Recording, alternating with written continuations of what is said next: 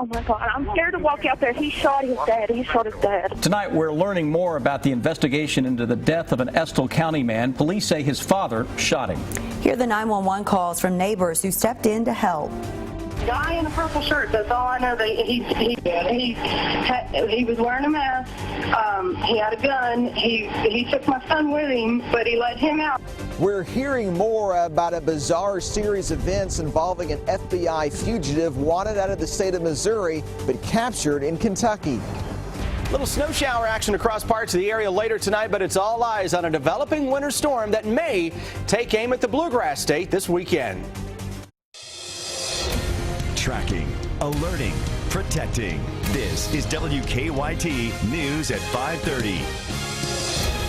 Good evening to you. Many of us started the day off on a pretty wet note, but now it is the temperatures that are dropping. That's right. That rain could be turning to some snow overnight, making the morning commute a little messy for some folks, maybe even dangerous. We begin with Chief Meteorologist Chris Bailey. Chris, we had some folks sliding around today on that black ice. Yeah, you did. Even with temperatures above freezing this morning, the ground was frozen. Those road conditions quickly going downhill with a touch of black ice. We touched on that possibility yesterday, how some of those valleys may stay just cold enough to get a little icing. Everybody, though, spiking up this afternoon. Now we're going the other way in a hurry. One front to the south, another little weak front to our northwest, with snow showers that will develop along and behind that front as we go into later on tonight. Now, up close and personal across central and eastern Kentucky, maybe a sprinkle or two out there. A lot of overcast conditions. Winds continue to be gusty, but Life First Alert Defender says as of now, not a whole lot of rain or snow shower action. That will change up, though, a little later tonight when we get that strong northwesterly wind that will likely put down at least some minor accumulations. I'm not talking about much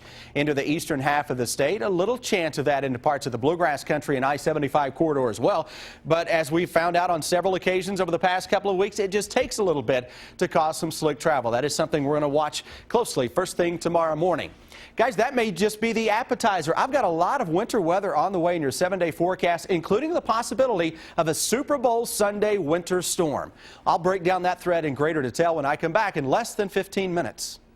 Thanks, Chris. And that heavy rain quickly turned to black ice, as I mentioned, in Franklin County this morning, making the morning commute slick for some folks. The Franklin County Sheriff says that while temperatures were above freezing, some rural roads that don't see a lot of sunlight were pretty icy. Deputies responded to some crashes this morning. Most of those were minor, but they say it did keep them pretty busy.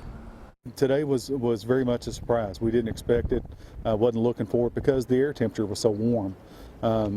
But we had a couple real low nights that dropped the ground temperature back down and the asphalt temperature. So we was actually a little surprised this morning. Sheriff Melton says that some of the wrecks slowed down around 10 this morning. Some spots stayed pretty icy, though, throughout most of the morning hours. Tonight, we're learning some new details about a fugitive wanted out of Missouri and arrested here in central Kentucky. This morning, Robert Caldwell answered to charges in a Casey County courtroom. He's charged with stealing a mail carrier car and kidnapping the letter carrier's son. Our Phil Pendleton was in Casey County today, where he obtained the 911 call from the teenager's mother the moment she realized her son was missing. He is our top story at 5:30. Casey County 911. My Jeep was just stolen. The woman on Turkey Creek Road called police some 30 minutes after that crime happened, yet when it happened, she said she had no idea her Jeep had been taken with her 13-year-old son in it. Looking for my son, I didn't know. I was trying to figure out if he had taken the Jeep to run an errand without telling me. But after the teen got away from his captor, he called home. Guy in a purple shirt. That's all I know. He was wearing a mask. He had a gun. He took my son with him, but he let him out. Robert Caldwell was arrested later in Lincoln County after police say he wrecked the Jeep, ending a run from police that began in Missouri last Thursday. He's facing 5 felony counts. Caldwell remains in the Casey County Jail on a $1 million bond. His court-appointed public defender asked the judge to lower that, but the judge refused, saying that Caldwell is a flight risk and a danger to others. Court records say that Caldwell hid in the woods outside the Turkey Creek Road home and then forced the teen to get the keys.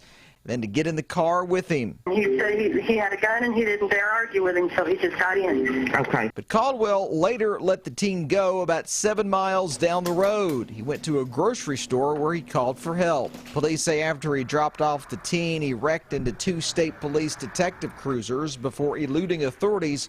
It was then later discovered in Lincoln County. In Casey County, Phil Pendleton, WKYT.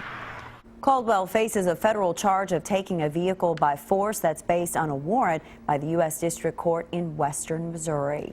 Neighbors describe the situation as terrifying. A father shoots his son in a central Kentucky neighborhood. Police say Millard E. Dixon's father shot him yesterday.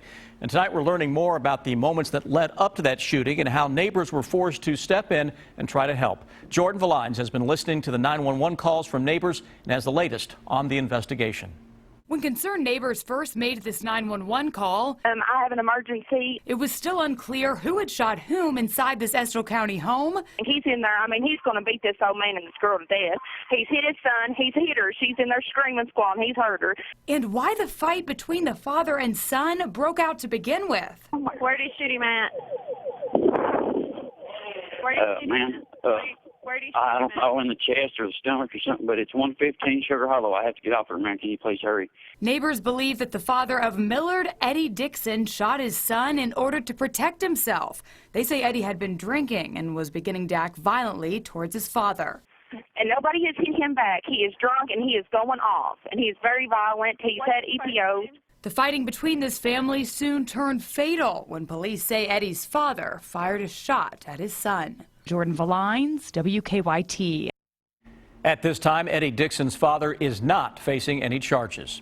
Police in Lexington have identified the man they say is responsible for a home invasion. Police say they have obtained an arrest warrant for Charles L. Reeves. We're told that last week they were called out to a home on Old Paris for a burglary.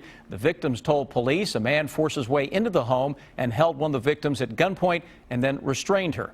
He then tied all the other victims up by their wrists. Police say that Reeves faces multiple robbery charges. Sheriff's deputies are trying to track down the man they say broke into several storage units. Our county-by-county coverage begins in Franklin County. Take a look at this surveillance photo. Police say this man broke into 9 storage units at the storage center off US 421. They're asking anyone with information to give them a call. And in Boyle County, firefighters are trying to figure out what started a fire at a Danville home. The fire started at a home on Maple Avenue around 2 this afternoon. Firefighters say no one was home at the time. When they arrived, they say smoke was pouring from the home, but they were able to knock out the fire pretty quickly. We're told the damage was only limited to the first floor. Some promising news about the job market here in Kentucky. Unemployment rates fell in all 120 counties from December of 2013 to December of 2014. Scott and Woodford counties had the lowest jobless rates at 3.7%. Magoffin had the highest at 11.5%. Learn as much as you can, and it's not my job, but get as much skills that you can on the job. You may have just this job and assignment, but if you talk to your boss and let them know, I've got, I'm done with everything I've got. Can I learn something else or do some of those things so that you make yourself valuable? Fayette County had an unemployment rate of 3.8%. The Big Blue Nation still has time to roll up its sleeves to beat the Gators before they meet the Cats on the hardwood next month. With just 2 days left, Kentucky has jumped in front of Florida in the annual Big Blue Slam blood drive competition. Donors will receive a limited edition t-shirt and a chance to win a pair of tickets to the 2nd and 3rd rounds of the 2015 NCAA men's basketball tournament in Louisville. You can donate through tomorrow at 7 at 4 Kentucky Blood Center locations. Every day, tens of thousands of people travel on Interstate 75 in Kentucky, and if you do, you know there is work being done along some of it. Dave of Georgetown has our good question tonight. He says the repaved I-75 between the Horse Park and Georgetown now makes a humming sound. What causes this humming? Well, for an answer, I reached out to the State Department of Highways in District 7. Natasha Lacey, Public Information Officer, says that during paving, the roller was probably set at a frequency that created tiny waves in the pavement when the work was being done. She says this cannot be felt while driving. The final inspection test for this road showed extremely smooth pavement. But Lacey says the waves can create a humming noise when driving over the pavement. The noise will fade and diminish over the next few months. She says the heat of spring and summer will cause the waves to smooth out. She also adds that Interstate 64 near Louisville had the same sound last year, and that noise in that location has also gone away. There you have the humming answer. If you have a good question, go to WKYT.com. A new poll released today takes a closer look at the race for governor. And the University of Pikeville names its College of Education after a former governor. Bill Bryant tells us who in today's Bottom Line. Good evening. As Republicans get ready for some potentially hotly contested primaries, Kentucky Democrats are moving quickly to try to give the appearance of a united front. Secretary of State Allison Lundergan Grimes endorsed Jack Conway for governor today. Grimes called Conway a tireless defender of farmers, coal miners, families, and children. Grimes, who lost the U.S. Senate race last year to Republican Mitch McConnell, considered running for other offices, including governor, before deciding on a re-election bid. Republicans may have a horse race in the gubernatorial primary. In an early poll from Remington Research Group, it's making the rounds today, and it shows Agriculture Commissioner James Comer, businessman Matt Bevin, and former Louisville council member Hal Heiner in a close fight for the lead. Comer was up just 3 points at 22%. Matt Bevin and Hal Heiner were right behind at 19% and 18%, while former Supreme Court Justice Will T. Scott was back at 5%. But that poll also indicates it could be anybody's race, with more than a third undecided. There's some irony that the statewide office with the least power and fewest official responsibilities is the most sought this year. Between the two major parties, 8 candidates have filed for state treasurer. Many of the duties of the office have been transferred through the years to elsewhere in state government. And former Fayette County Judge Executive John Larson, running on the Republican side, is promising to eliminate the office. University of Pikeville naming its College of Education after former Governor Paul Patton. After serving 2 terms as governor, Patton returned to Pikeville, where he was president of the school for several years. And Governor Beshear set to tape Kentucky newsmakers with me just before he leaves on an economic development trip to Europe. It airs this weekend. Bill Bryant, WKYT.